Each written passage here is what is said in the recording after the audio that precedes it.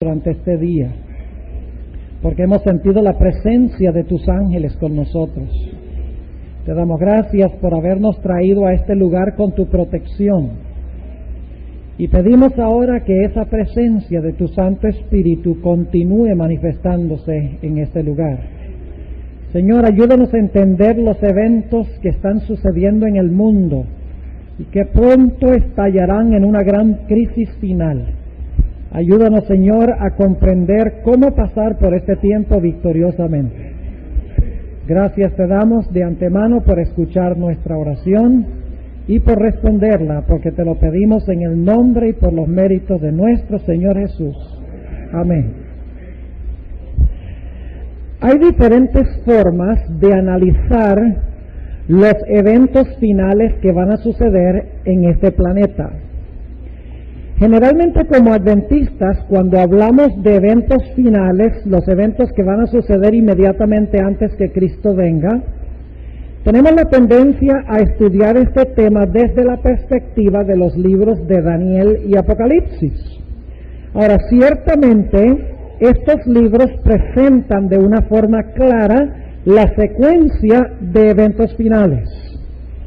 Sin embargo, yo he descubierto que hay diferentes formas en la Biblia de estudiar este tema de los eventos finales.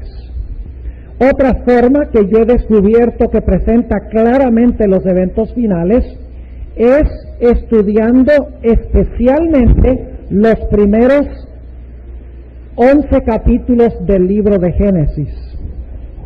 En la serie que se titula Descubriendo los secretos de Génesis, yo trazo particularmente en las primeras 12 presentaciones cómo se pueden entender los eventos finales a la luz del libro de Génesis. Pero hay una tercera forma que yo he descubierto en que podemos estudiar los eventos finales, y es estudiando los eventos finales de la vida de Jesús. ¿Sabían ustedes que nosotros podemos entender cabalmente lo que le espera al pueblo de Dios estudiando los evangelios? Generalmente pensamos, bueno, podemos entender eventos finales si entendemos Daniel y Apocalipsis. Ahora hemos descubierto que podemos entender eventos finales si comprendemos también el libro de Génesis. Pero ¿a quién se le ocurre la idea de estudiar eventos finales viendo los eventos finales de la vida de Jesús como se encuentran en los evangelios? Lo interesante es que yo he descubierto en un estudio que he estado haciendo durante los últimos 3 meses que todo lo que le espera al pueblo de Dios en los últimos días ya lo experimentó Jesús. Toda la secuencia de eventos por los cuales vamos a pasar nosotros, ya el Señor Jesucristo pasó por esos eventos de antemano. Y si nosotros entendemos los eventos finales de la vida de Jesús, nosotros vamos a entender también los eventos finales por los cuales tendremos que pasar nosotros como pueblo de Dios. Así que nuestro tema de esta noche y nuestro tema de mañana en la noche, vamos a analizar los eventos finales desde la perspectiva de la experiencia de Jesús como se haya relatado en los evangelios. Ahora, posiblemente alguien se esté preguntando, ¿será posible que todos los eventos finales, los eventos principales, se encuentran claramente delineados en los evangelios? Yo creo que vamos a quedar maravillados, como yo quedé al estudiar este tema, al ver cómo se hayan trazado todos los eventos finales, todos los eventos principales que van a suceder en el tiempo del fin, entendiendo la historia de Jesús, particularmente las últimas escenas de la vida del Señor Jesucristo. Ahora, esta noche vamos a analizar la experiencia de Jesús en los evangelios. No vamos a comentar mucho sobre nuestros eventos finales, pero mañana en la noche yo les voy a mostrar, usando el conflicto de los siglos y usando el libro de Apocalipsis, cómo nosotros vamos a pasar por las mismas escenas por las cuales pasó Jesús en los evangelios.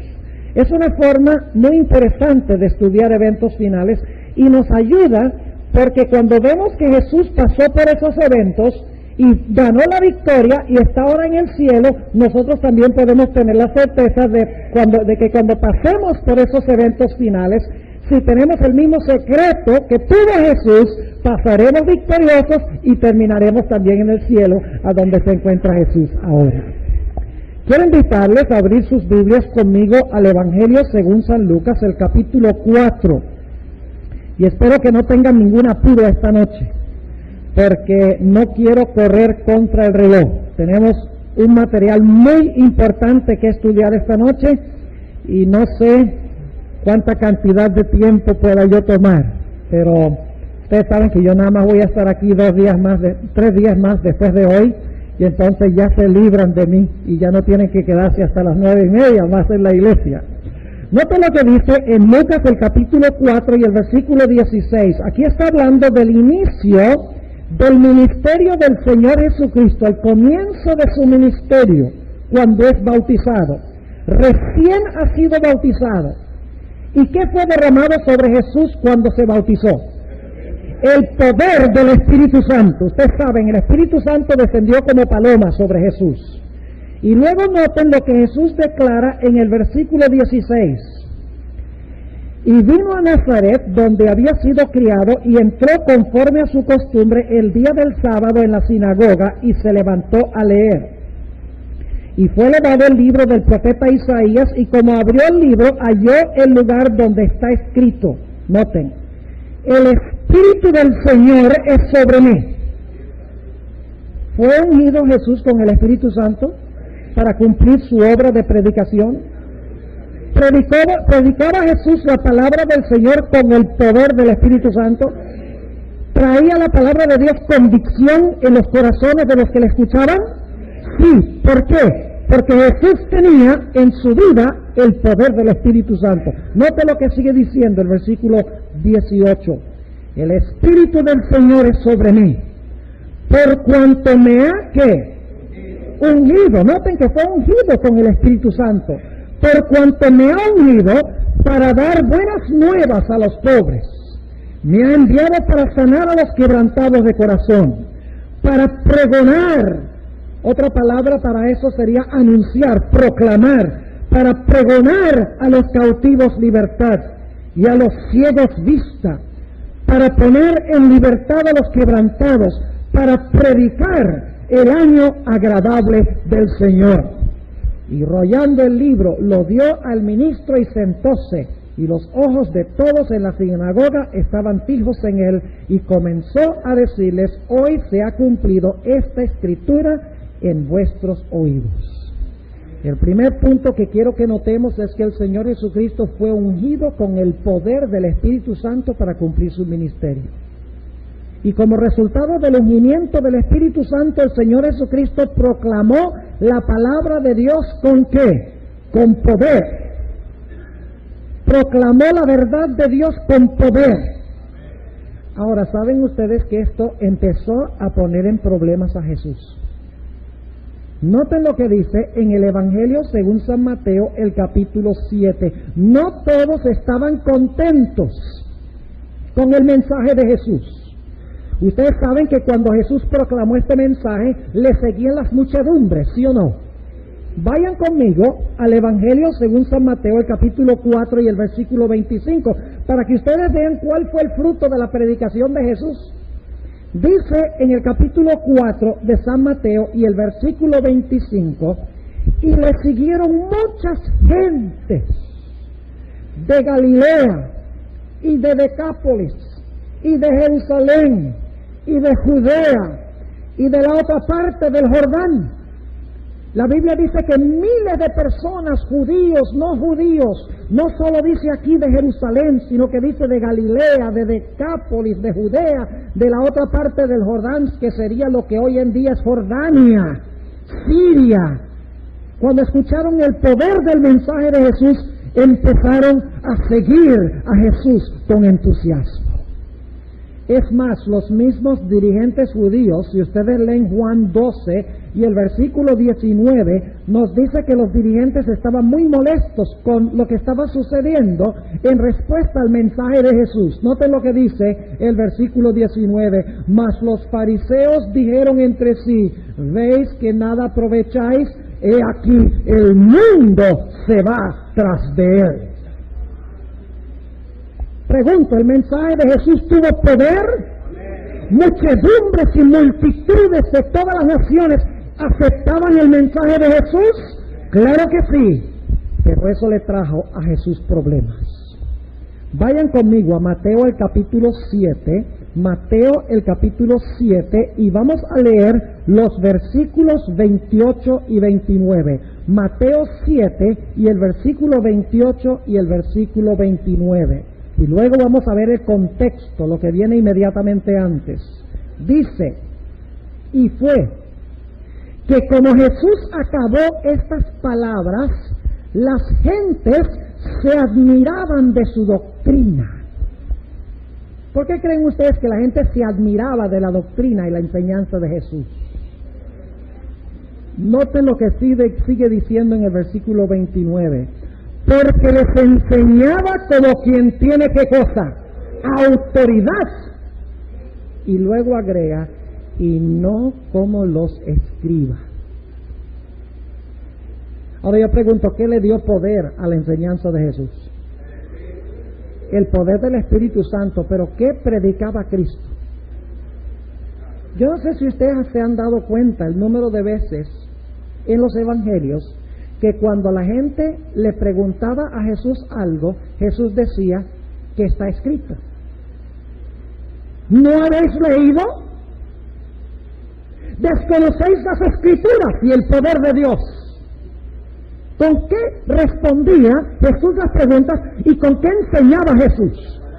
Con la palabra de Dios. A través de todos los evangelios se encuentra que Jesús enseñaba con el poder del Espíritu Santo y tenía autoridad porque predicaba la palabra de Dios. ¿Qué autoridad usaban los escribas? La tradición, exactamente. En unos momentos vamos a comprobar esto. Ahora, noten el contexto. Antes de estos dos versículos de Mateo 7, tenemos nosotros una parábola de Jesús que ilustra cómo enseñaba Jesús y cómo enseñaban los escribas. Noten lo que dice en Mateo 7 y empezando en el versículo 24. ¿Quién no conoce estas palabras de Jesús? Dice, cualquiera pues que me oye estas palabras y las hace, le compararé a un hombre prudente que edificó su casa sobre la peña. ¿Qué representa el hombre que construyó su casa sobre la peña? El que oye las palabras de Jesús y ¿qué? Y las hace. Versículo 25, y descendió lluvia y vinieron ríos y soplaron vientos y combatieron aquella casa y no cayó porque estaba fundada sobre la peña. Y luego noten el versículo 26, y cualquiera que me oye estas palabras y no las hace, le compararé a un hombre insensato que edificó su casa sobre la arena. Y descendió lluvia y vinieron ríos y soplaron vientos e hicieron ímpetu en aquella casa y cayó y fue grande su qué, y fue grande su ruina. Déjenme preguntarles, ¿por qué el mensaje de Jesús tenía poder? Porque Jesús cuando hablaba por la autoridad de la palabra de Dios, y eso es lo que significa edificar sobre la roca. Pero ¿sobre qué edificaban los escribas, los dirigentes judíos? Sobre la arena de las tradiciones humanas. Y por esa razón la gente cuando escuchaba la palabra seguían muchedumbres a Jesús y los escribas tenían muy pocas personas que les estaban siguiendo. Ahora yo quisiera que ustedes noten que Jesús, como resultado de predicar la palabra de Dios, empezó a tener serios problemas. ¿Saben lo que es aterrador? Habían muchas sectas y denominaciones religiosas en los días de Cristo. Todos decían ser judíos. Pero entre los judíos, entre todos los que reclamaban ser judíos y profesaban ser judíos, habían diferentes denominaciones religiosas. Habían los saduceos, habían los fariseos, habían los escribas, habían los esenios, los herodianos, los celotes, todos eran judíos, pero cada una de estas sectas o denominaciones religiosas tenían diferentes enseñanzas, aunque profesaban ser todos judíos. Ahora yo quiero preguntarles a ustedes, ¿quiénes fueron los peores enemigos de Jesús? ¿Era la gente de afuera o la misma gente de él?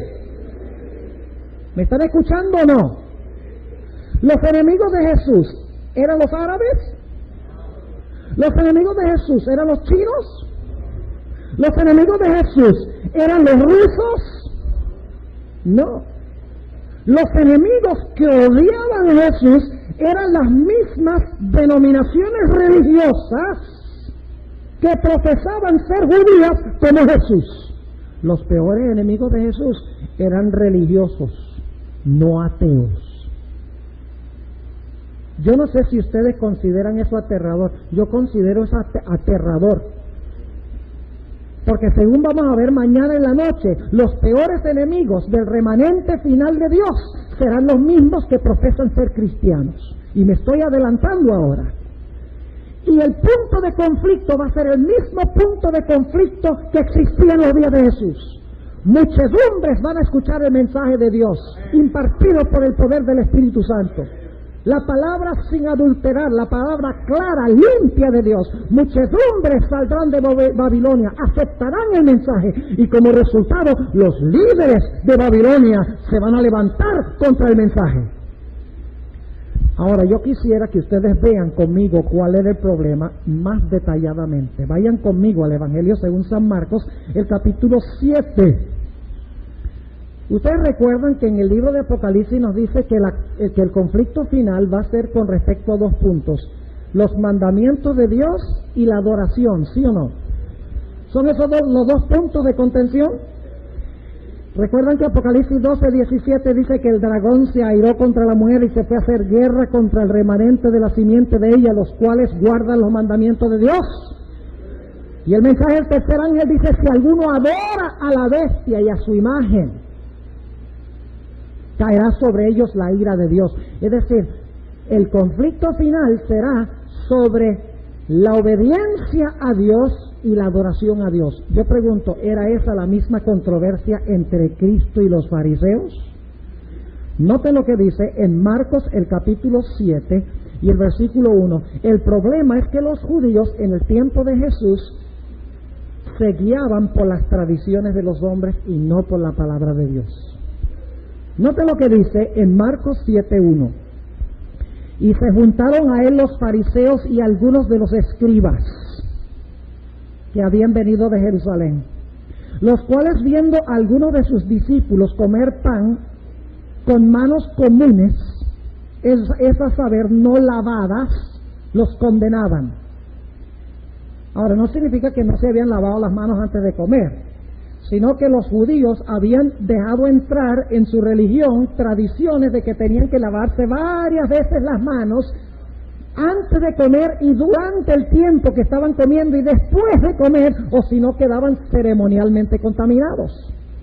Y por lo tanto los fariseos y los escribas vienen y dicen: ¿por qué hay algunos de tus discípulos que no se lavan las manos como debe ser, como dice la tradición? Versículo 3. Porque los fariseos y todos los judíos, teniendo la tradición de los ancianos, no dice la palabra de Dios, dice la tradición de los ancianos, si muchas veces no se lavan las manos, no comen. Y volviendo de la plaza, si no se lavaren, no comen. Y otras muchas cosas hay que tomaron para guardar, como las lavaduras de los vasos de beber y de los jarros y los vasos de metal y de los lechos. Y le preguntaron los fariseos y los escribas: ¿por qué tus discípulos no andan conforme a la tradición de los ancianos, sino que comen pan con manos comunes? ¿Qué era lo que enseñaban los fariseos y los escribas? Tradiciones humanas. ¿Querían ellos que Jesús y sus discípulos vivieran por sus tradiciones humanas? Claro que sí. Y recuerden que estos son los que profesan servir a Dios. Es la nación judía, la nación escogida de Dios, que están diciendo esto. Y luego noten cómo Jesús responde a este problema. Versículo 6. Y respondiendo él les dijo: hipócritas, bien profetizó de vosotros Isaías, como está escrito: este pueblo con los labios me honra, mas su corazón lejos está de mí. Y ahora note lo que dice el versículo 7, y en realidad hay una traducción mejor que esta que está aquí. Dice en el versículo 7, y en vano me honran. En realidad es la palabra griega, en vano me adoran. En inglés, por ejemplo, la versión en inglés dice, in vain do they worship me. Dice, y en vano me honran o me adoran, enseñando como doctrinas, ¿qué cosa? Mandamientos de hombres. Déjame preguntarles, cuando usted enseña mandamientos de hombres, ¿al mismo tiempo enseña usted falsa adoración? Sí, señor. Cuando usted dice que tiene que guardar mandamientos de hombres, automáticamente usted está diciéndole a la gente que tiene que practicar falsa adoración, porque le está rindiendo homenaje a lo que enseña el hombre en vez de rendirle homenaje a lo que enseña Dios. ¿Me están entendiendo? Ahora, noten lo que sigue diciendo Jesús. ¿Qué quiso decir Jesús cuando dijo, en vano me honran enseñando como doctrinas mandamientos de hombres? Fíjense, que adorar a Dios y seguir tradiciones humanas es adorar a Dios en vano. Es adorar a Dios falsamente cuando usted enseña doctrinas de hombres y espera que la gente guarde las doctrinas de los hombres. Ahora, ¿a qué mandamientos se refería Jesús cuando dijo, en vano me honran, enseñando como doctrinas mandamientos de hombres? ¿A qué mandamientos se refería Jesús? Escuchen, a los 10 mandamientos. ¿Cómo dice? Entonces, ¿las tradiciones de ellos estaban anulando los 10 mandamientos? ¿Las tradiciones de ellos llevaban a la gente a adorar falsamente a Dios? Eso es lo que está diciendo Jesús. Los 2 puntos de contención son desobediencia a la ley de Dios por seguir sus tradiciones y falsa adoración por seguir enseñanzas de hombres. Yo quiero comprobarles que Jesús, cuando dice ustedes están guardando mandamientos de hombres, está hablando de la ley, de los 10 mandamientos. Ahora Jesús va a dar un ejemplo, versículo 8. Porque dejando el mandamiento de Dios, ahora va a hablar de uno de los mandamientos a los cuales se refiere. Porque dejando el mandamiento de Dios, tenéis la tradición de los hombres. Yo pregunto, ¿este conflicto es entre los mandamientos de Dios y las tradiciones de los hombres? ¿Quiénes son los que están siguiendo las tradiciones de los hombres? Los ateos, los hindúes y los budistas. No, ¿quiénes son? El pueblo profeso de Dios. Y es más, escuchen bien, no solo son los que profesan a Dios que están siguiendo tradiciones en vez de los mandamientos de Dios. No son solo el pueblo que profesa servir a Dios, que está practicando falsa adoración y no está adorando en verdad a Dios, sino que especialmente los pastores de las denominaciones religiosas son los que le enseñan estas cosas al pueblo. Porque empezó diciendo que vinieron a él los escribas y los fariseos, que eran los dirigentes de Israel. Es decir, los pastores de aquella época son los que están enseñando falsas tradiciones y falsa adoración, siguiendo lo que dicen los hombres en vez de seguir lo que dice Dios. Versículo 8, porque dejando el mandamiento de Dios. ¿Cuál mandamiento es al que se refiere Jesús? Sigamos leyendo. Porque dejando el mandamiento de Dios tenéis la tradición de los hombres, las lavaduras de los jarros y de los vasos de beber, y hacéis otras muchas cosas semejantes. Les decía también, bien invalidáis el mandamiento de Dios para guardar vuestra tradición. Yo pregunto, cuando el hombre guarda la tradición, ¿está invalidando los mandamientos de Dios? Sí, Señor. Y por eso Jesús tenía autoridad, porque predicaba los mandamientos de Dios, mientras que ellos predicaban las tradiciones de los hombres. Así que dice Jesús, bien invalidáis el mandamiento de Dios para guardar vuestra tradición. Y ahora va a decir a cuál mandamiento se refiere. Jesús está hablando de los 10 mandamientos. Dice, porque Moisés dijo, honra a tu padre y a tu madre. ¿Cuál mandamiento es ese? El 5.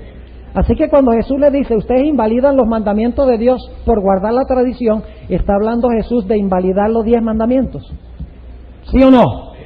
Sí, de eso está hablando. La tradición invalida los 10 mandamientos, dice Jesús. Versículo 10, porque Moisés dijo, honra a tu padre y a tu madre, y el que maldijere al padre o a la madre morirá de muerte. Y vosotros decís, basta si dijere un hombre al padre o a la madre, es corbán, quiere decir don mío a Dios, todo aquello con que pudiera valerte, y no le dejáis hacer más por su padre o por su madre.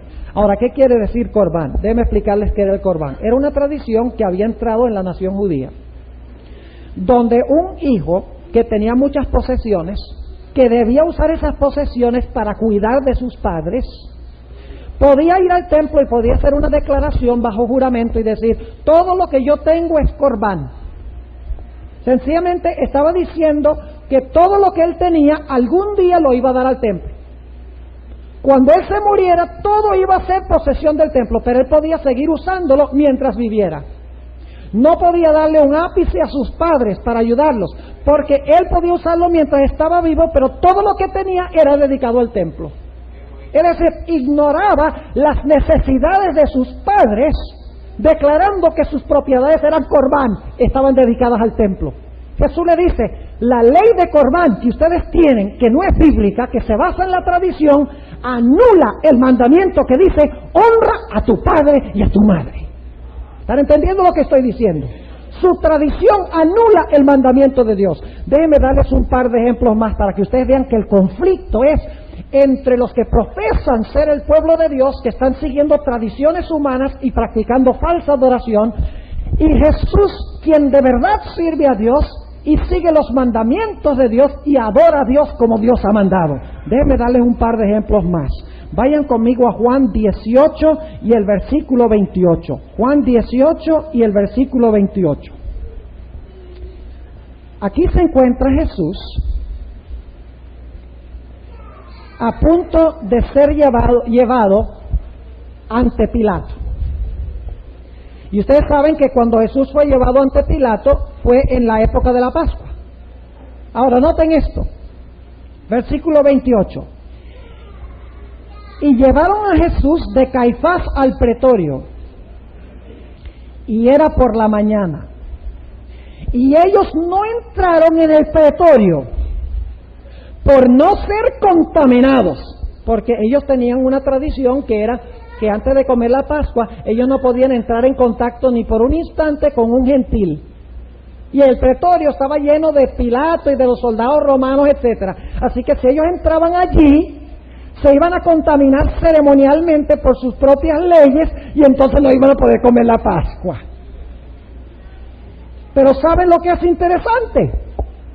Que ya para este tiempo han hecho planes de matar a Jesús. Fíjense que lo que quiso decir Jesús, que se tragan el camello y cuelan el mosquito. Les está diciendo: ustedes no entran allá porque se contaminan ceremonialmente y no pueden celebrar la Pascua, pero al mismo tiempo ustedes están quebrantando el mandamiento que dice: no matarás, porque están tramando matarme.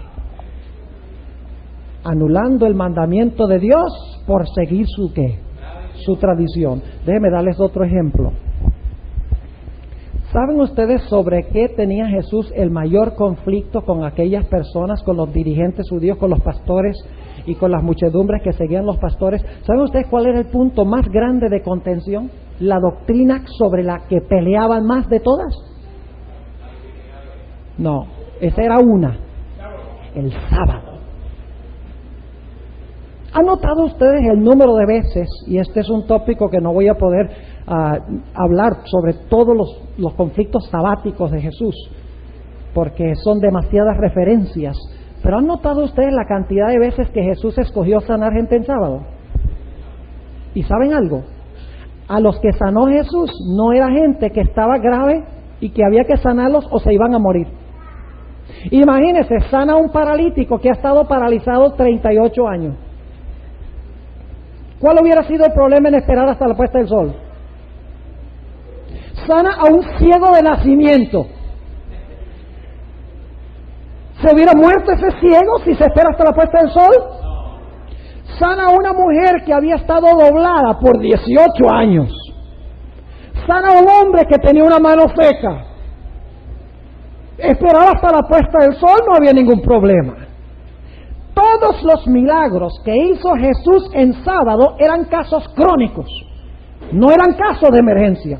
Es decir, el Señor Jesucristo, a propósito, adrede, escogió el sábado para sanar a la gente.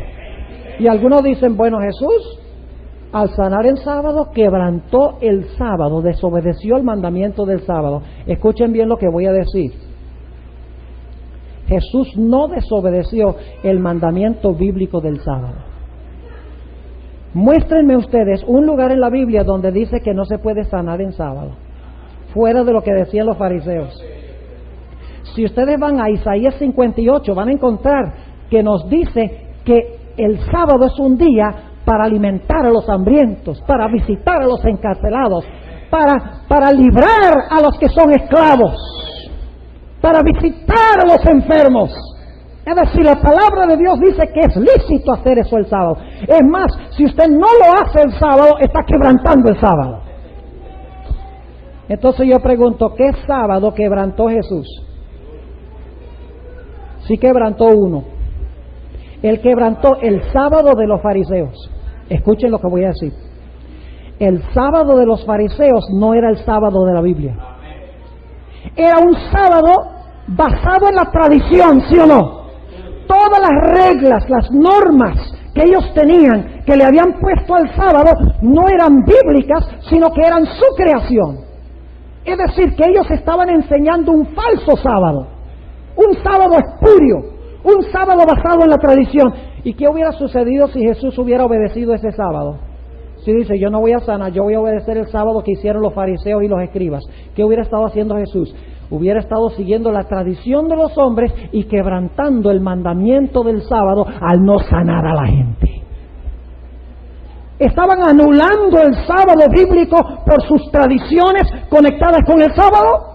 Claro que sí. Yo pregunto, en los últimos días la controversia va a tener que ver con un sábado verdadero y otro sábado falso. Un sábado basado en la tradición y un sábado basado en la Biblia, ¿qué les parece? ¿Sí o no? ¿Va a ser esa la controversia? Y cuando se sigue un sábado falso que se basa en la tradición, ¿es eso falsa adoración? Claro que sí, porque se están obedeciendo mandamientos de hombres en vez de obedecer los mandamientos de Dios. Ahora, los evangelios también nos dicen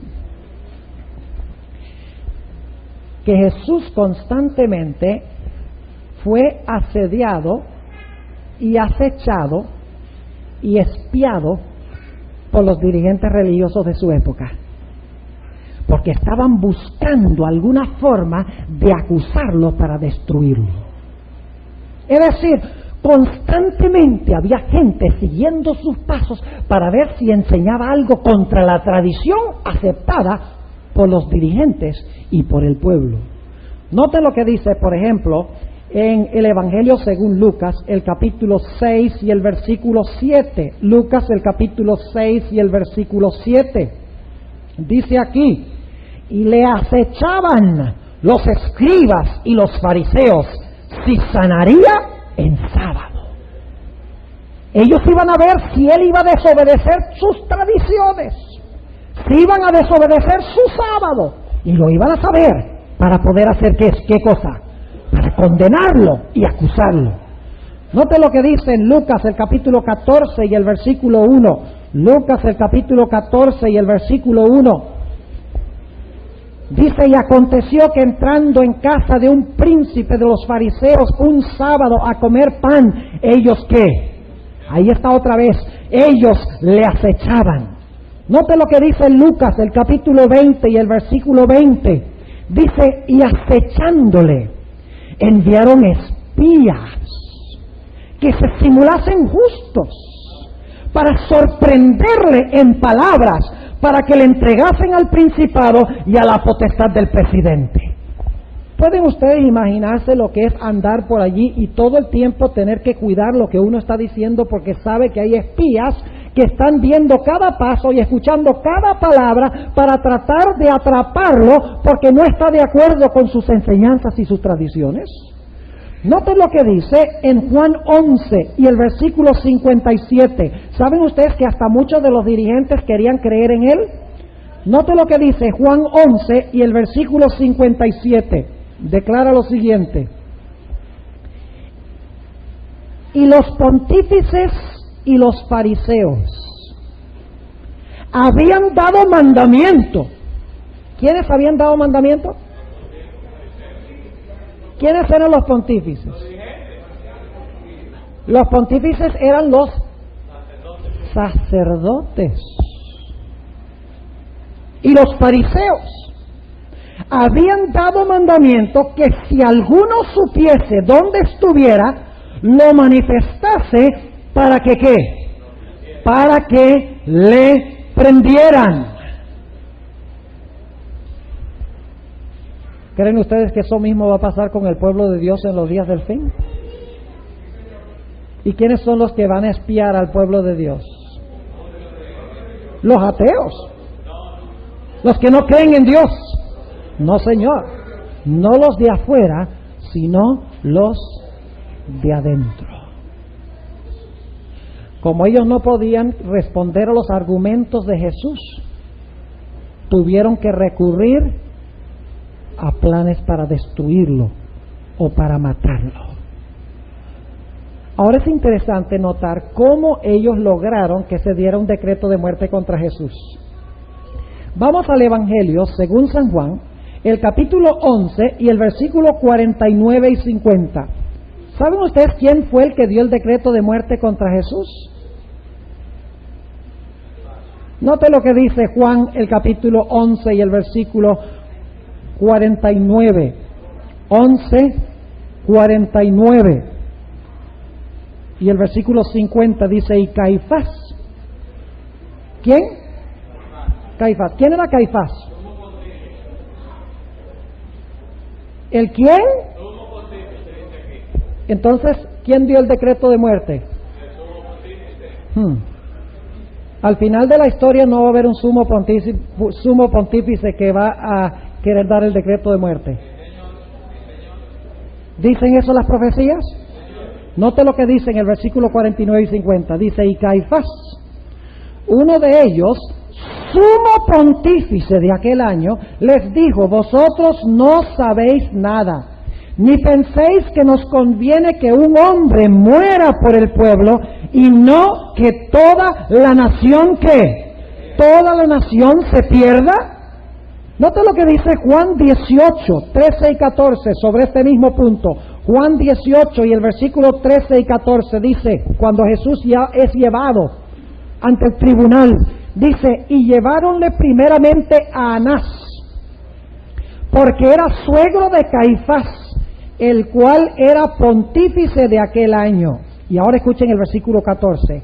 Y era Caifás el que había dado el consejo a los judíos que era necesario que un hombre muriese por el pueblo. ¿Quién fue el que dio el decreto de muerte?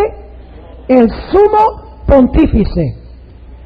Pero ahora yo quiero que ustedes escuchen esto. Los judíos no podían de por ellos mismos dar un decreto de muerte.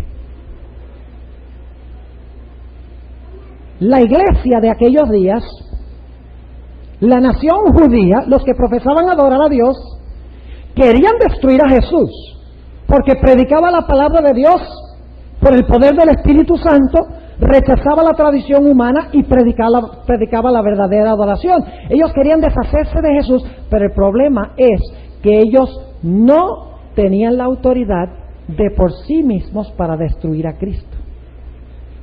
Así que, ¿qué fue lo que ellos tuvieron que hacer? Tuvieron que aferrarse del poder civil. Tuvieron que aliarse con el gobierno, con el Estado. Yo pregunto, ¿hubo una unión entre iglesia y Estado para destruir a Cristo? Sí, Señor. Y no crean que lo que estamos hablando dice, bueno, todo eso fue Jesús, ¿qué tiene que ver con nosotros? No se pierdan mañana, porque mañana vamos a Apocalipsis y vamos a pintar este mismo panorama. Pero vamos a ver que no va a pasar con Jesús, sino con el cuerpo de Jesús, que es la iglesia. Lo que pasó con la cabeza le va a pasar a su cuerpo. Note lo que dice en el Evangelio según San Juan, el capítulo 18 y el versículo 30 y el versículo 31. Juan 18 y el versículo 30 y 31. Aquí los dirigentes judíos están hablando con Pilato y dicen, respondieron y dijeronle, si este no fuera malhechor, fíjense que acusan a Jesús de ser malhechor. Yo pregunto, ¿Jesús estaba guardando los mandamientos de Dios? ¿Estaba adorando correctamente? Entonces, ¿por qué su propio pueblo y los pastores de su propio pueblo se levantan para condenarlo como malhechor, cuando no era malhechor? Yo pregunto, ¿en los últimos días el pueblo de Dios va a ser acusado de ser malhechores? Claro que sí. Ahora, sigue diciendo, versículo 30, respondieron y dijeronle, si este no fuera malhechor, no te lo habríamos entregado. ¿Quién le entregó a Jesús al poder civil? El poder religioso. Yo pregunto, ¿los romanos querían destruir a Jesús? Solamente destruyeron a Jesús porque el poder civil se volvió un instrumento en las manos de la iglesia de aquellos tiempos. Versículo 31. Díceles entonces Pilato, tomadle vosotros y juzgadle según vuestra ley. Ahora paremos un momentico allí. ¿Saben ustedes que los 10 mandamientos están divididos en dos partes? Los 10 mandamientos fueron dados en 2 tablas. ¿Es así o no es así? La primera tabla son los primeros 4 mandamientos y la segunda tabla son los últimos 6. Los primeros 4 mandamientos tienen que ver con nuestro deber para con Dios, nuestro deber vertical con Dios. Por ejemplo, el primer mandamiento dice, no tendrás dioses ajenos delante de mí. Eso tiene que ver con mi relación con Dios. El segundo mandamiento dice, no te hagas imagen de Dios. El tercer mandamiento dice, no tomarás el nombre de Dios en vano. Y el cuarto mandamiento dice que debemos guardar el santo día de Dios. Es decir, la primera tabla de la ley tiene que ver con mi responsabilidad de amor para con Dios. Mientras que los últimos 6 mandamientos tienen que ver con mi responsabilidad para con mis semejantes, para con mi prójimo, para con los otros seres humanos que están en el mundo. Ahora yo quiero preguntarles, ¿cuáles mandamientos especialmente se le acusó a Jesús de quebrantar?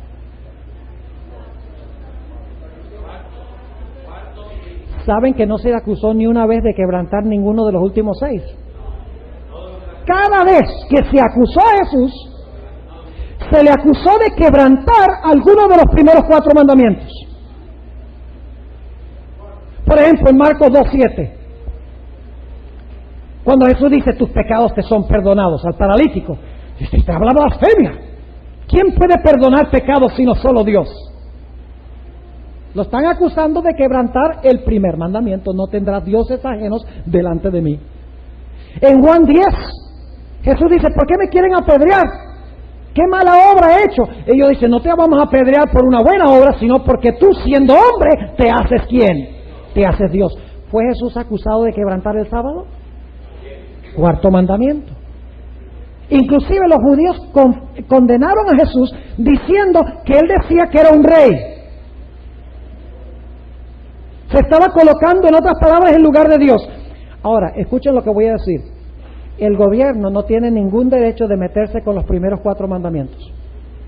Si yo quiero guardar el miércoles, el gobierno tiene que dejarme guardar el miércoles. Si yo no quiero guardar ningún día, el gobierno tiene que dejarme no guardar ningún día. Si yo quiero adorar este púlpito, el gobierno tiene que dejarme adorar este púlpito.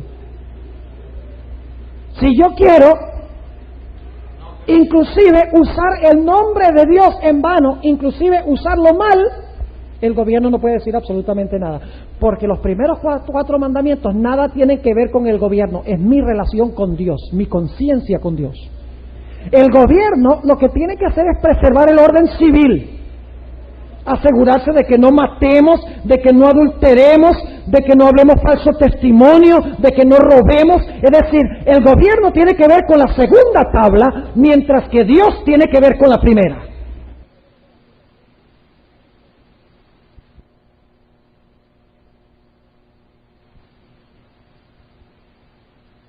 Pilato dice, esto nada tiene que ver conmigo, si él ha quebrantado la ley de ustedes en cuanto a su relación con Dios, ese es asunto de ustedes, eso es religión.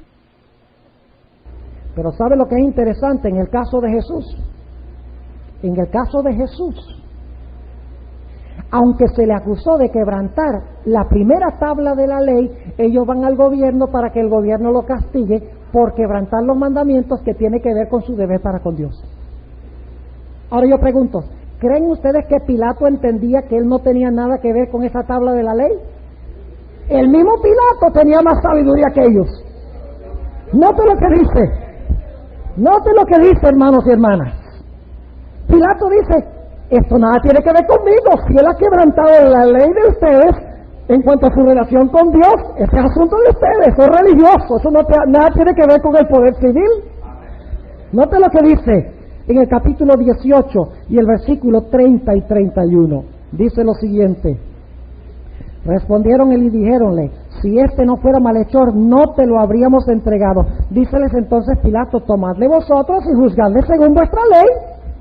Es decir, esto no tiene nada que ver conmigo, esto tiene que ver con la ley de ustedes. Y note lo que ellos dicen.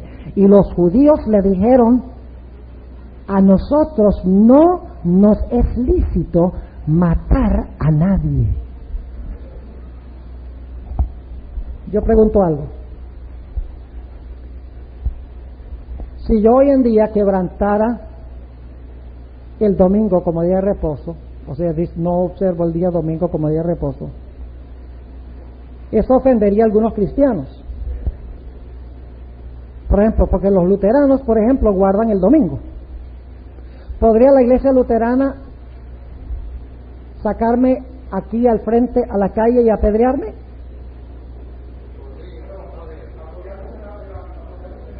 ¿Tendrían ellos el poder y la autoridad para hacer eso? No. ¿Quién es el único que tendría la autoridad? Solo el gobierno. Esta es la situación de los judíos. Ellos no podían. Y sin embargo ellos saben que como ellos no pueden, la única forma que lo pueden lograr es entregando a Jesús al poder civil. ¿Es así o no es así? Es más, ustedes recuerdan cuando vinieron a Jesús y le preguntaron, ¿es lícito dar tributo a César? ¿Recuerdan? Es lícito dar tributo a César. Saben que ellos querían entrampar a Jesús. Porque si Jesús decía, sí es lícito, entonces ellos, los dirigentes, sabían que el pueblo se iba a enojar porque los judíos no querían darle tributo a César. Odiaban a los publicanos porque cobraban impuestos para Roma. Así que si Jesús decía, sí es lícito, entonces sabían que se iba a poner todo bravo todo el pueblo con Jesús. Pero si Jesús decía, no es lícito dar impuestos a César, entonces unos pocos días más adelante iban a poder decir, César, nosotros escuchamos a Jesús decir que no se le debe pagar impuestos a Roma. Y allí sí César hubiera tenido que hacer con Jesús. Pero Jesús dio una respuesta, como siempre, que se podía entender de más de una manera. Dar a César lo que es de César y a Dios lo que es de Dios. Es decir, dale la tabla que es de Dios a Dios y la tabla de la ley a César que es de César. Pero no podía poner el dedo en Jesús y decir, mire, dijo que no hay que pagar. Dijo, sí hay que pagar y también no. Eso es lo que los frustraba. Porque Jesús daba respuesta que ellos sabían lo que quería decir, pero no podían acusarlo abiertamente. Ahora quiero que noten lo que dice en Juan 18 y el versículo 37 y 38. Juan 18 y el versículo 37 y 38. Díjole entonces Pilato, luego, ¿rey eres tú? Pregunta, ¿tú eres un rey? Respondió Jesús, tú dices que yo soy rey. Yo para esto he nacido y para esto he venido al mundo, para dar testimonio a la verdad. Todo aquel que es de la verdad oye mi voz. Ahora yo pregunto, ¿Jesús dijo que era rey? Noten el versículo 36. Respondió Jesús, mi reino no es de este mundo. ¿Tenía Jesús reino? Sí, claro que sí. ¿Entendió Pilato qué clase de reino estaba hablando Jesús? Yo creo que sí. ¿Y saben por qué? Porque si Pilato hubiera pensado que Jesús estaba diciendo que su reino era aquí en este mundo, lo hubiera condenado por sedición contra el gobierno romano. Pero Pilato, después de que Jesús dice, sí, yo soy rey, pero no de este mundo, note lo que dice Pilato en el capítulo 19 y el versículo 4. Entonces Pilato salió fuera otra vez y díjoles, he aquí, oh os le traigo fuera para que entendáis que ningún crimen hay en él. Es decir, en cuanto a la ley de César, este hombre es inocente. Versículo 6. Y como le dieron los príncipes de los sacerdotes y los servidores, dieron voces diciendo, crucifícale, crucifícale, díceles Pilato, tomadle vosotros y crucificadle, porque yo no hallo en él ¿qué? Crimen. Déjenme preguntarles esto. ¿Pilato condenó a un hombre inocente? ¿Condenó Pilato a un hombre inocente? Él mismo lo dijo. Yo no he hallado falta en este hombre. El gobierno condenó a un hombre inocente. ¿Jesús pudo depender de la protección de las leyes de los hombres? ¿Pudo Jesús depender y confiar en las leyes de los hombres para su protección? No. Las leyes de los hombres lo desampararon. Y respondieron los judíos, nosotros tenemos ley, y según nuestra ley debe morir. ¿Y qué está pensando Pilato? Bueno, sí, por la ley de ustedes debe morir, pero por la ley mía no. Ahora, si Pilato piensa así, que no debe morir por la ley de él, entonces, ¿por qué fue que Pilato decidió de todas maneras permitir que Jesús muriera y que sus soldados mataran a Jesús? Sí, Señor. Por conveniencia política. Por temor a perder su ¿qué? Su posición. Noten el versículo 8. Y como Pilato oyó esta palabra, tuvo más ¿qué? Más miedo. Y luego, si ustedes siguen leyendo, Pilato se empieza a asustar más y más, porque la gente, la turba, la muchedumbre dice, mira, si tú libras a este hombre, tú no eres amigo de César. Y Pilato, por conveniencia política, condena a un hombre inocente. Yo pregunto en los últimos días, y me estoy adelantando un poco porque hay que hacer paralelos para que ustedes vean a dónde vamos con este asunto. Yo pregunto, en los días finales de la historia de este mundo, los dirigentes políticos de este país, particularmente de los Estados Unidos, por mantener su popularidad con el pueblo y su posición política, según el conflicto de los siglos, cederán a los clamores de las iglesias para destruir al pueblo de Dios, aun cuando lo único que han hecho es desobedecer, según ellos, la primera tabla de la ley, pero no han desobedecido ninguna de las leyes del gobierno. ¿Va a ser así? Claro que va a ser así, y lo vamos a estudiar en nuestro tema de mañana. Es decir, por conveniencia política, Pilato condenó a un hombre inocente. Jesús no pudo depender ni siquiera de las leyes del gobierno. ¿Saben ustedes, hermanos y hermanas, que llegará el tiempo cuando nosotros no podremos depender de las leyes de este país? Ni de ningún país del mundo. Porque los poderes religiosos se levantarán para decir estos son malhechores. Porque no observan qué cosa, las tradiciones que nosotros hemos impuesto. Ahora yo pregunto, ¿los dirigentes judíos amaban a César? ¿Amaban al poder político? ¿Los dirigentes judíos? Lo odiaban. ¿Pero qué hicieron aunque lo odiaban? Se aliaron. Me hace pensar de la coalición cristiana que existe hoy en los Estados Unidos, un grupo religioso que está tratando de tomarse el control del gobierno.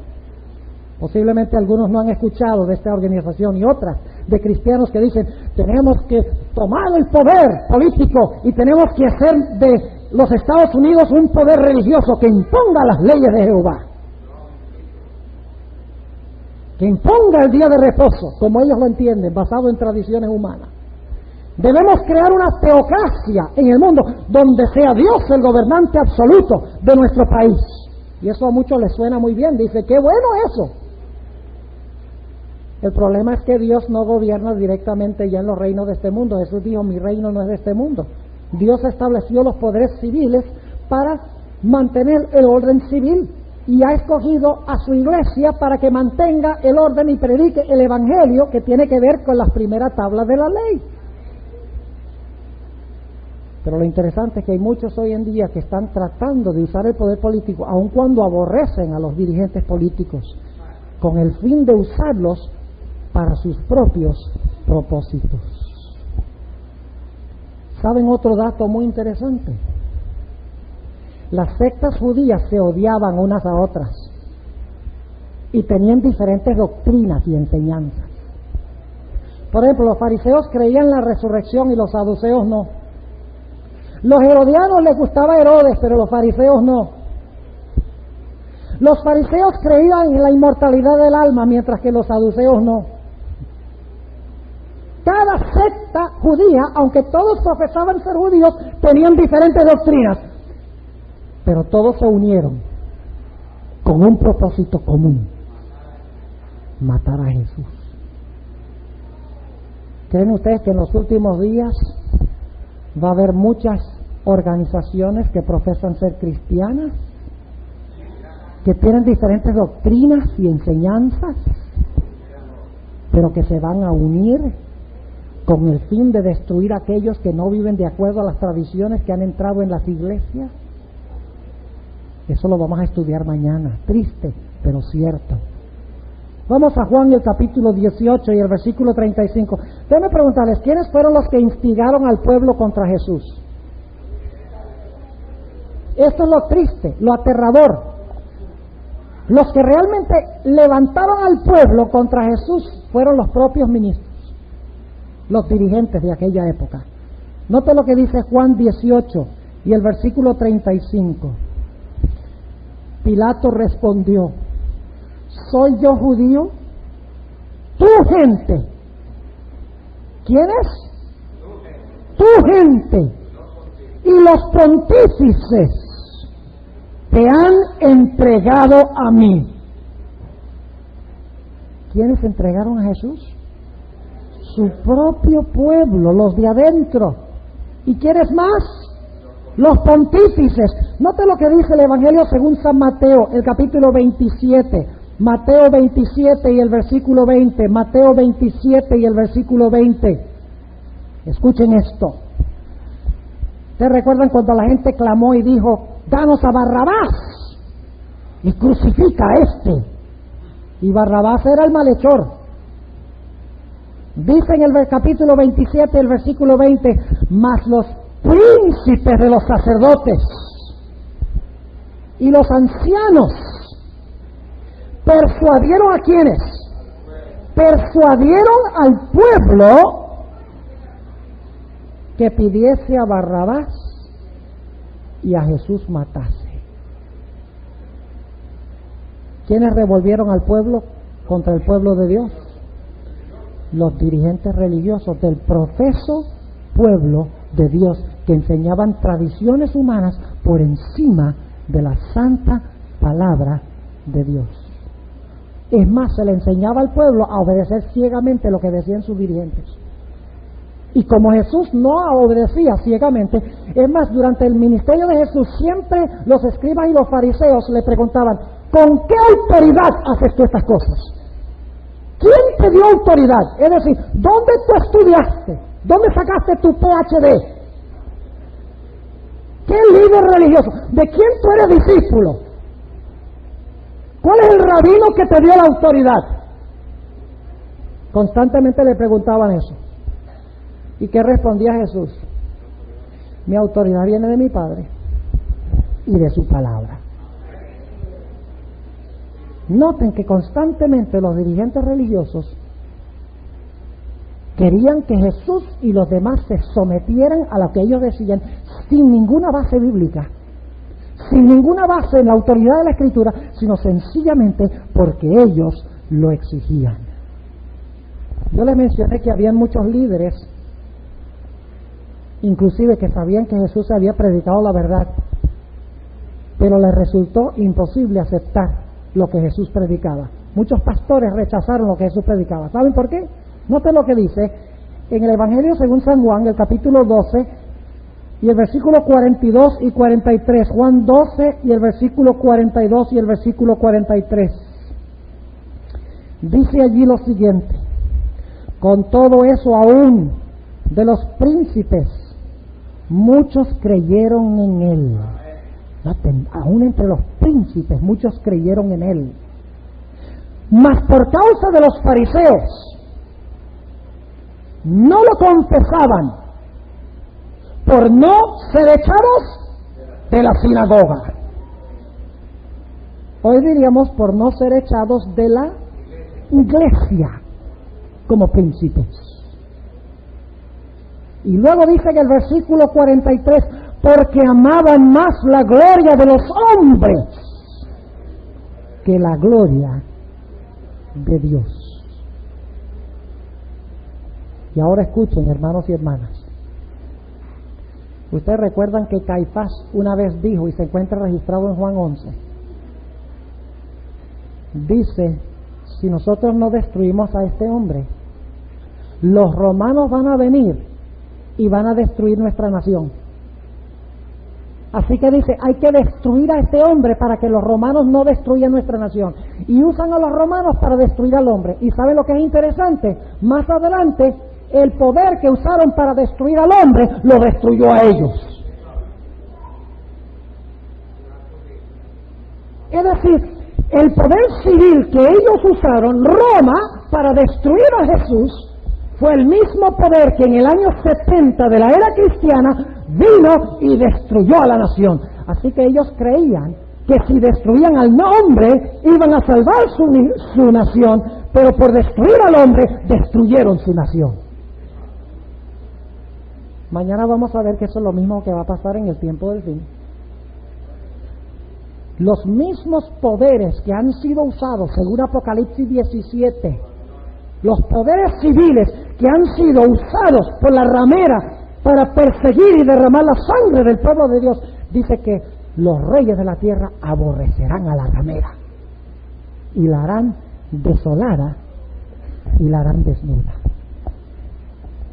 ¿Cómo les parece el panorama de los evangelios? ¿Tenemos una delineación de los eventos finales en la experiencia de Jesús? Claro que sí. Déjeme terminar mencionando 2 puntos. Punto número 1. Y este es el punto más importante de todo. Usted dice, bueno, nosotros vamos a pasar por todo eso, la unión del poder civil y religioso, vamos a recibir el poder del Espíritu Santo, vamos a predicar la palabra de Dios con poder.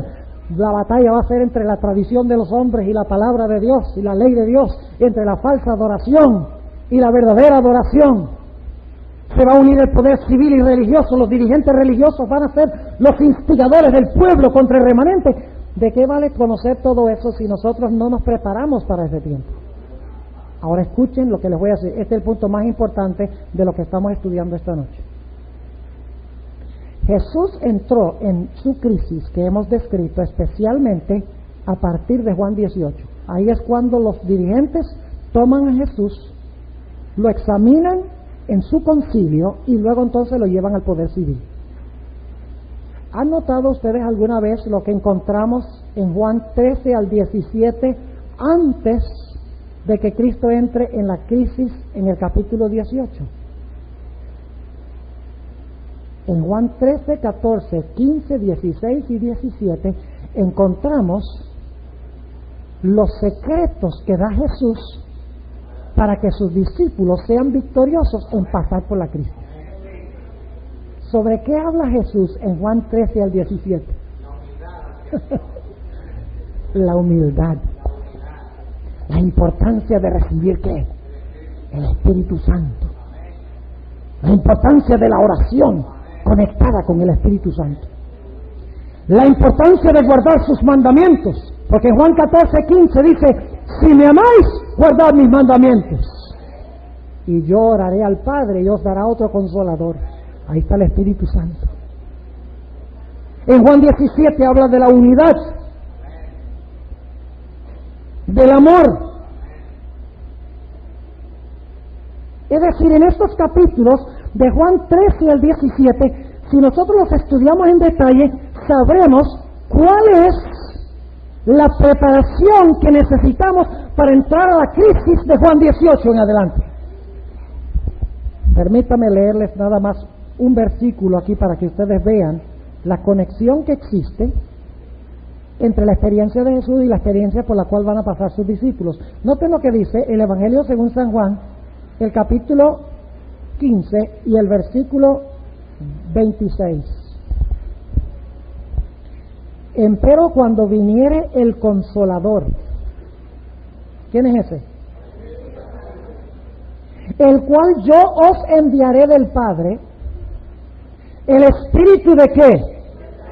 De verdad, sí, porque algunas iglesias dicen, a los adventistas tienen la verdad, pero nosotros tenemos el Espíritu.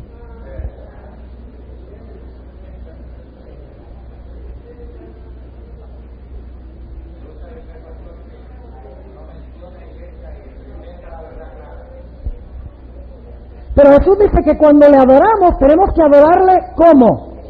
En espíritu y en verdad. Porque el espíritu es la verdad. La espada del espíritu es la palabra de Dios, que es verdad.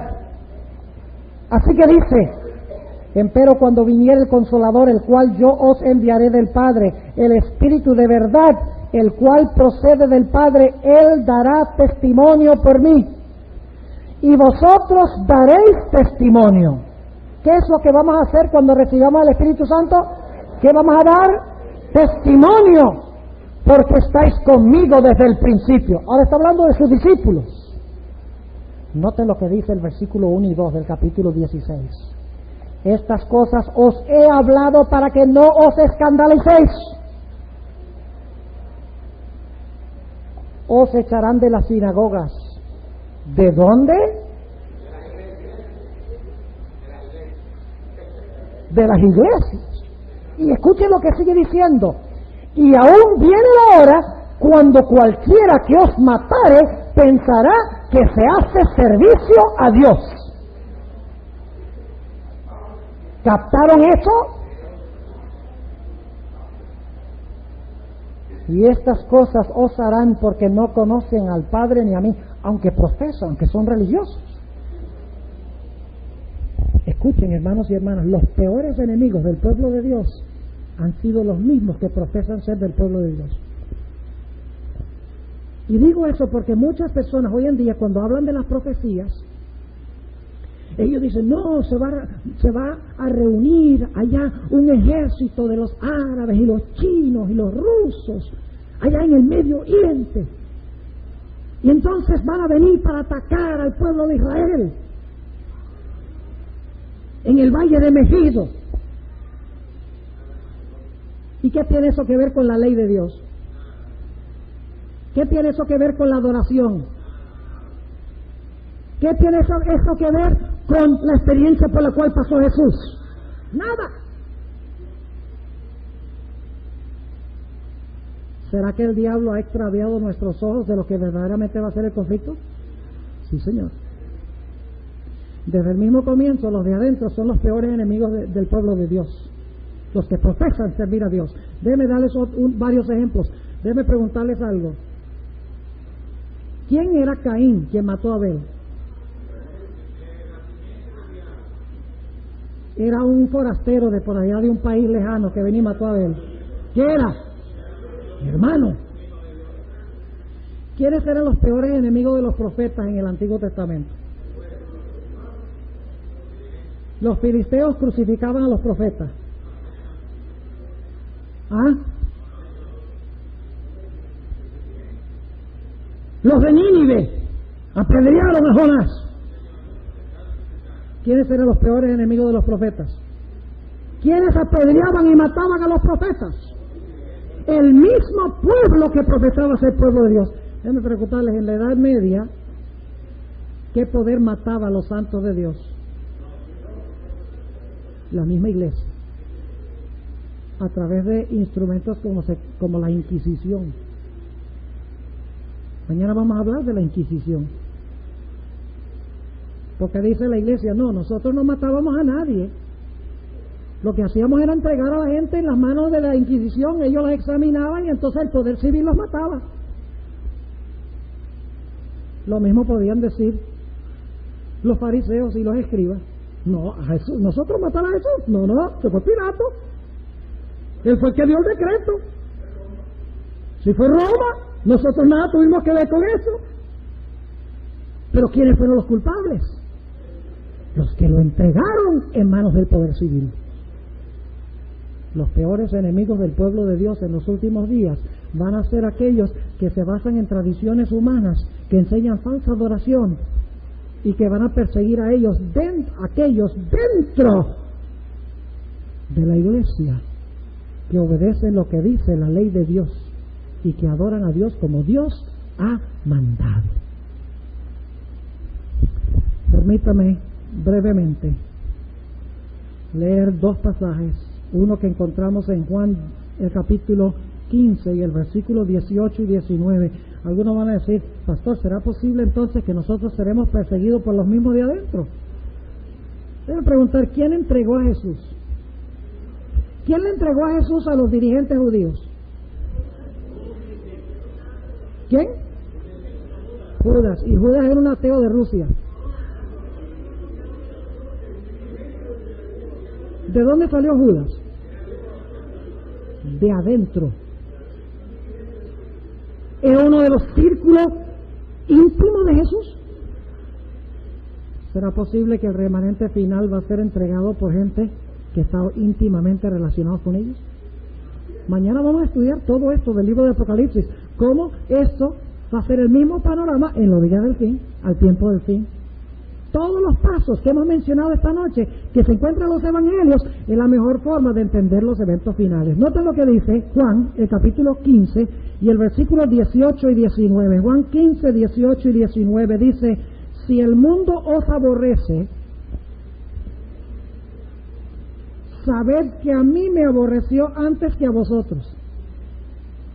¿El mundo va a aborrecer al pueblo de Dios? ¿Como Jesús fue aborrecido? Sí. Versículo 19. Si fuerais del mundo, el mundo amaría lo suyo. Si Jesús hubiera sido como los fariseos, ¿lo hubieran amado? Oh, claro que sí. Y noten que aquí Jesús llama a los fariseos y a los escribas, les dice mundo. Entonces el mundo son los que están adentro. ¿Me están entendiendo o no? Si fuerais del mundo, el mundo amaría lo suyo, mas porque no sois del mundo, antes yo os elegí del mundo, por eso os aborrece el mundo. Es decir, el mundo va a hacer lo mismo con aquellos que siguen a Jesús que lo que hizo con Jesús. ¿Están entendiendo? Nota lo que dice Juan 17. Juan 17. Y vamos a leer los versículos 14 hasta el 19. Juan 17, 14 al 19. Yo les he dado tu palabra. ¿Qué les dio Jesús? Tu palabra. Y el mundo los aborreció, porque no son del mundo, como tampoco yo soy del mundo. No ruego que los quites del mundo, sino que los guardes del mal. No son del mundo, como tampoco yo soy del mundo. Santifícalos en tu verdad. Tu palabra es verdad. Como tú me enviaste al mundo, también los he enviado al mundo. Y por ellos yo me santifico a mí mismo, para que también ellos sean santificados en verdad. Yo pregunto, ¿la experiencia por la cual pasó Jesús es la misma por la cual pasó el pueblo? Idéntico. Lean Juan 17, eso dice, glorifícalos a ellos como tú y yo tenemos gloria. Únelos a ellos como tú y yo estamos unidos. Santifícalos en tu verdad como yo he sido santificado por la verdad. Es decir, el pueblo de Dios va a pasar la misma experiencia por la cual pasó Jesús. Termino con esto. ¿Ustedes recuerdan la experiencia de Saulo de Tarso cuando iba camino a Damasco? Qué historia interesante. Él va cabalgando sobre su caballo a Damasco, y ¿qué empresa va a desempeñar? ¡Oh! Va a destruir a la iglesia. Va a agarrar a esos cristianos que siguen a Jesús, los mismos pasos de Jesús, y los va a llevar presos para entregarlos al poder civil para que se puedan destruir. Y cuando está cabalgando y está cerca de Damasco, el Señor Jesucristo abre el cielo y lo tumba del caballo con su gloria. Y se oye la voz de Jesús que dice: Saulo, Saulo, ¿por qué persigues a mi iglesia? Ah, gracias, gracias, todavía están despiertos. Dice: Saulo, Saulo, ¿por qué me persigues? Y Saulo dice: ¿me persigues? Si yo voy a Damasco, yo no voy para el cielo, yo voy a Damasco. Y entonces Saulo le dice: bueno, dime tú quién eres. ¿A quién yo estoy persiguiendo? Jesús dice: yo soy Jesús, a quien tú persigues.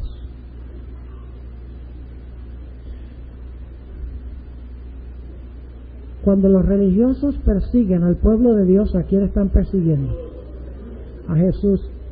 Cuando el pueblo de Dios pasa por la misma experiencia de Jesús, Jesús lo ve y dice: no te están persiguiendo a ti, me están persiguiendo a mí. Entonces yo pregunto: ¿contra quién se van a levantar los cristianos en los últimos días al perseguir al pueblo de Dios? Contra Cristo. Y por eso dice en Apocalipsis 17: ellos pelearán contra el Cordero. No crean que ellos van a tirarle cohetes cuando Cristo venga, cohetes nucleares a Jesús. Ellos están peleando contra Jesús, ¿cómo? En la persona de sus hijos que están pasando por su misma experiencia. Y por lo tanto dice: ellos pelearán contra el Cordero, tratando de matar a su pueblo, veremos mañana. Pero el Cordero los vencerá, porque es Rey de Reyes y Señor de señores, y los que están con Él son llamados, elegidos y fieles. Gloria a Dios. ¿Quieren ustedes pertenecer a ese pueblo? Levanten la mano. ¿Quieren pertenecer a ese pueblo? Les digo, viene una crisis grande. ¿No le tienen miedo a la crisis? No. Cuidado, si ustedes no están estudiando Juan 13 al 17, están en problemas antes de entrar a la crisis. Estudien esos capítulos que presentan en toda su gloria la preparación necesaria para pasar por esa crisis.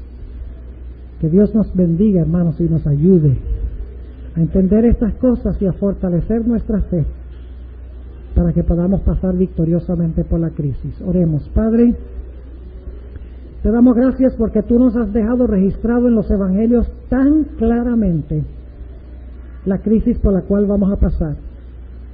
Y te damos gracias porque Jesús ya pasó y venció y está en el cielo. Y por esta razón nosotros no tenemos que tener miedo, porque sabemos que si Él venció, nosotros vamos a vencer en Él. Si Jesús está en el cielo después de haber vencido todos los poderes del mal, nosotros sabemos que también estaremos allá si somos fieles. Señor, ayúdanos a dedicarte tiempo en el estudio de tu palabra, en la oración, la testificación, en cantar alabanza a tu nombre, en venir a la iglesia. Reaviva, Señor, nuestra fe. Queremos que Cristo venga pronto, Señor, porque estamos cansados de estar en este mundo de sufrimiento y dolor y clamor. Ven pronto, Señor Jesús. Te damos gracias por escuchar nuestra oración. En su nombre.